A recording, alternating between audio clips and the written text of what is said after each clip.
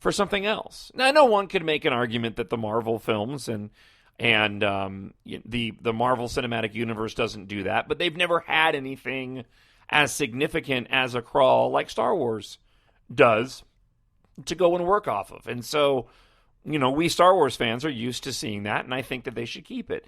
If they don't, then at a bare minimum, they need to go the route of what they've done in other circumstances. With the Clone Wars cartoon, they've done sort of a different version of that. Instead of doing a galaxy far, far away, they put up some sort of phrase or saying, words of wisdom, in the blue title where you would usually get a long time ago in a galaxy far, far away. And then we get a different type of logo for the Clone Wars. Okay, that's okay. The same thing for Rebels. We get something kind of much more stripped down than that. But as many people have pointed out, most of the other video games and anything major in terms of a cinematic or story element, type of release has given us a crawl. Most of the video games we've gotten one, and even most of the comic books have given us a crawl. So I know people are going to argue both ways, but I personally really hope that they stick with that. Because to me, again, when I go to watch those movies, I want some continuity. When I finish up episode 3, and then I go to watch eventually the Han Solo spinoff film, I want my explanation there. How long has it been? Tell me in the crawl. That's what you made it for. That's what makes it just inherently Star Wars. So we'll know. I'm sure we'll know before the movie comes out. They'll probably give us some type of confirmation of whether or not we're going to get one. But I really hope they do. Even if they change the color. Even if they made it some different color, green or blue, or just, if they just change it a little bit. But, give us that Star Wars blast. Even if it's a different variation on the music, I'd be fine with it as well.